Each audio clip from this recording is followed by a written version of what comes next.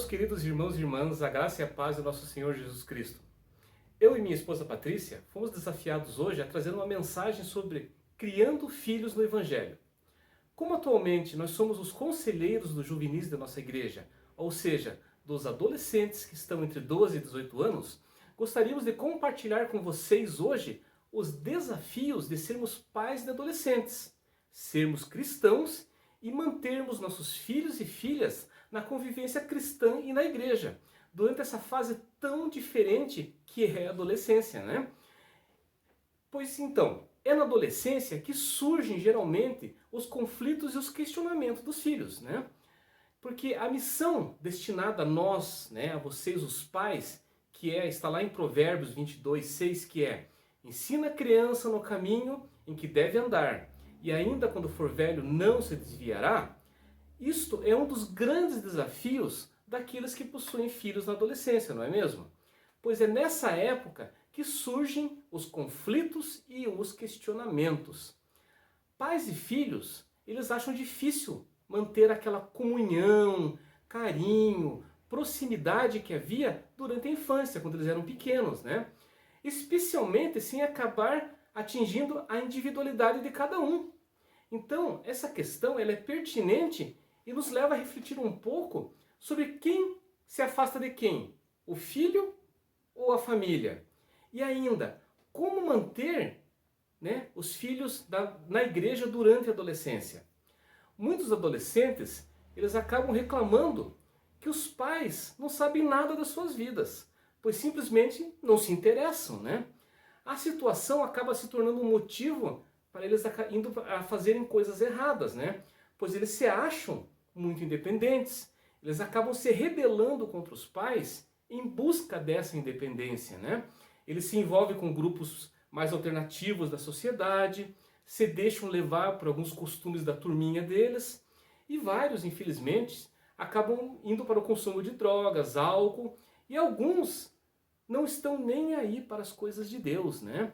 Mas no fundo, eles entendem que a situação realmente deveria ser diferente, eles sabem disso. Irmãos e irmãs, a omissão dos pais, nesses casos, é um erro gravíssimo, no qual muitos deles, mesmo evangélicos, né, estão fracassando.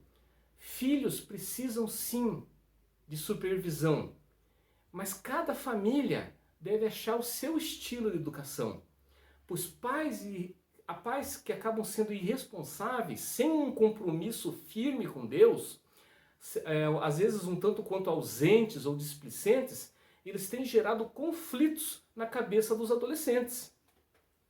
E outra coisa é que a gente não educa uma vez só, né? E sim o tempo todo.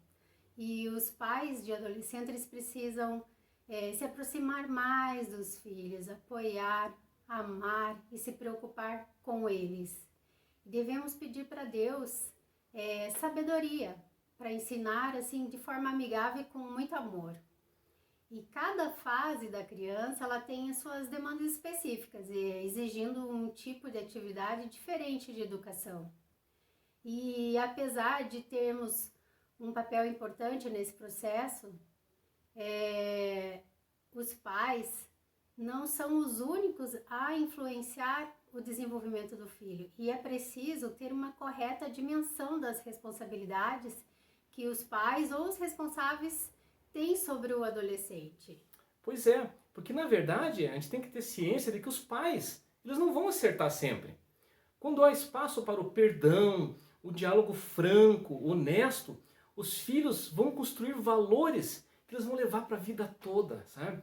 Não existem receitas para se criar filhos. Todos os filhos, né, independente da idade, eles têm necessidades diferentes e eles se relacionam com seus pais de modos diferentes, de modos distintos. É preciso sim considerar o que é possível para cada um. Às vezes tem coisas que dá certo para uma família, para uns pais, para o relacionamento de um pai com dos pais com os filhos, que não dá certo para uma outra família. Mas o mais importante mais importante do que ficar monitorando os filhos é sim cultivar um relacionamento que promova a construção da autonomia. Este é o ponto fundamental. E na verdade, o que a gente sempre tem que pensar que uma base cristã vai ser como se fosse um escudo protetor para os nossos filhos durante a adolescência. Porque com a chegada da adolescência, né, a proximidade da infância, né, aquela proximidade que a gente tinha dos nossos filhos quando eles eram crianças, né, troca de carinho, muito contato físico, isso vai acabar ficando só no desejo da mãe, né? Principalmente em público. Filho adolescente não gosta muito de, em público, ficar abraçado com os pais, de mão dada com a mãe diante dos amigos. Isso, na visão deles, que eles estão crescendo, é um pouco de pagar mico, né? Mas o principal, irmãos e irmãs, que a gente tem que ter ciência e ter em mente sempre, os filhos sempre copiam as atitudes dos pais. Por isso, a base cristã, o bom caráter dos pais, torna-se imprescindível nessa formação. Os adolescentes, eles são críticos até demais, né? Eles são muito críticos. Por isso que eles são tão firmes nas escolhas e eles abominam o que eles não concordam. Sabe? Se eles são contra alguma coisa, eles são contra mesmo. Eles são tímidos, mas eles não se deixam intimidar, né? Que tem um contraponto, né? Creio que é na adolescência que essa base cristã que os pais fornecem vai fazer toda a diferença. E aí devemos procurar sempre, né, demonstrar de que forma? Através de atos, de palavras de amor que sentimos por eles, né? E mostrá-los, né, que antes de mim ou do pai, Deus já o amava muito.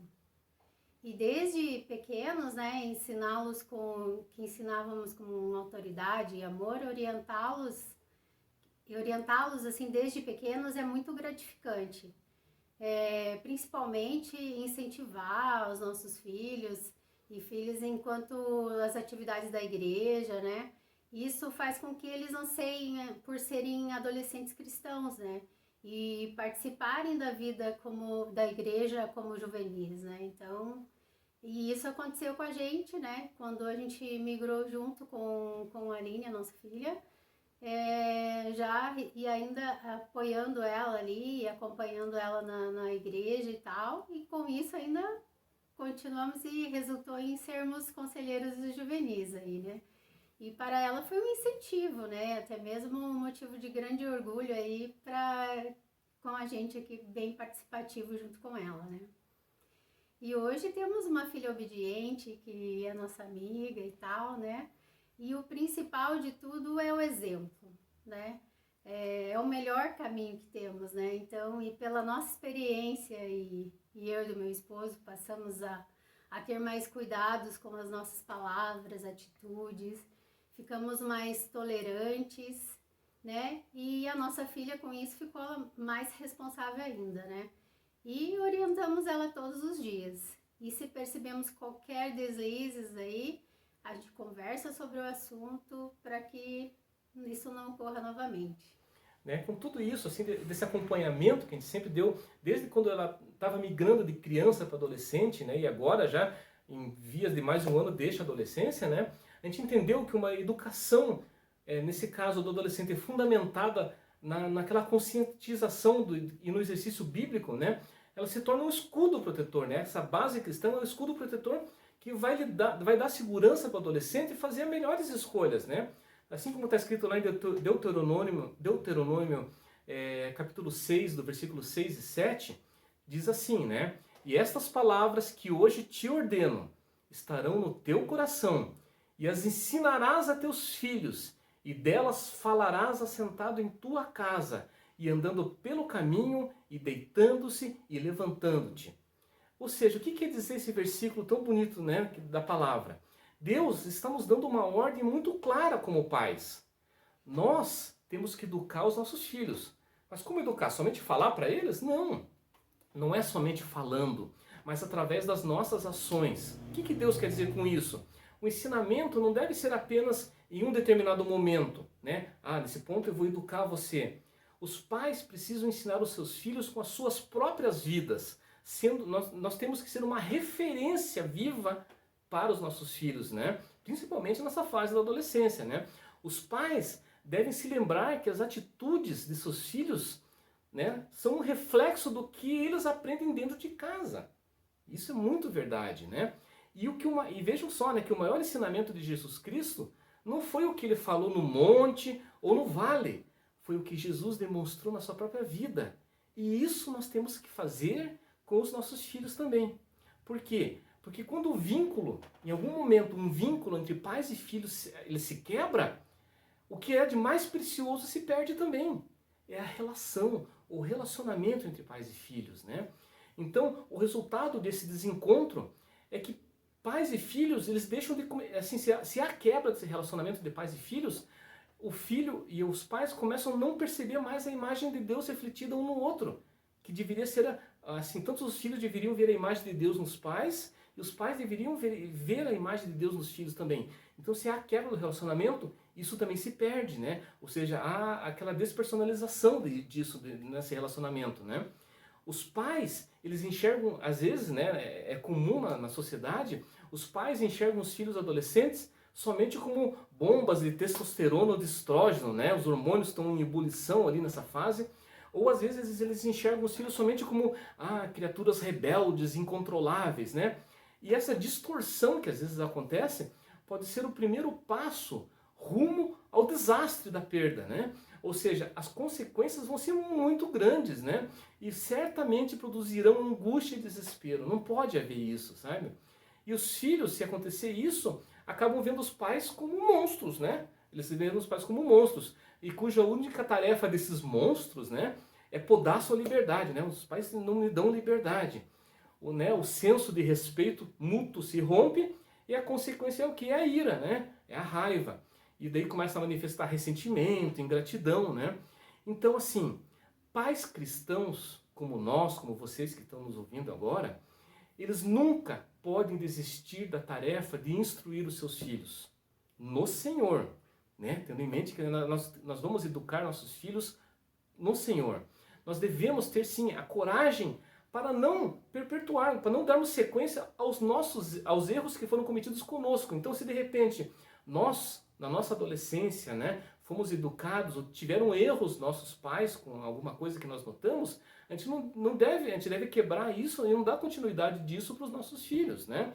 E utilizar, né, como justificativa para reproduzir, eu fui criado assim, então eu vou educar assim. Não, nós vamos educar conforme manda a palavra, conforme Deus, né, quer ver refletido em nós. Nós devemos sim abandonar aquela ideia de que as transformações do corpo do adolescente que ocorrem assim, né, nessa fase, os significados, mudanças, as reações deles, né, se explicam simplesmente aceitando que a adolescência é a fase da rebeldia. A gente não deve aceitar, todo adolescente é rebelde. Não, a gente não deve aceitar isso. Como está escrito lá em João 13, capítulo 1, João capítulo 13, versículo 1, diz assim, como Jesus nós devemos amá-los, né, no caso aos nossos filhos, até o fim. Até a hora da nossa morte nós devemos amar os nossos filhos, né? E essa era a nossa mensagem de hoje. Espero que possa acrescentar um pouquinho, talvez, né, nesse momento, né? Quem tem filhos adolescentes, quem os filhos vão se tornar adolescentes ainda, né? Ou vocês que são avós de netos adolescentes, né, também.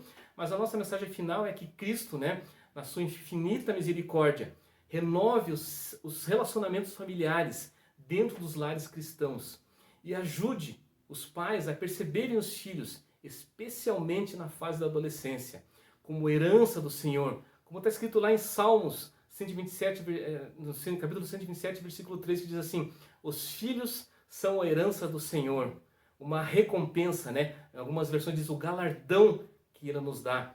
Então os filhos são a herança do Senhor, a nossa recompensa. Que essa mensagem chegue ao seu coração de forma agradável. Um bom dia, uma boa semana, irmãos e irmãs. Amém. Amém.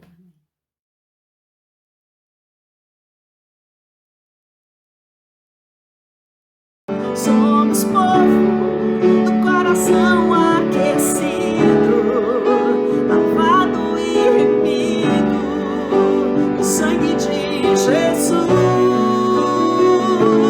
Povo santo, propriedade exclusiva, nação santa, raça eleita, a servir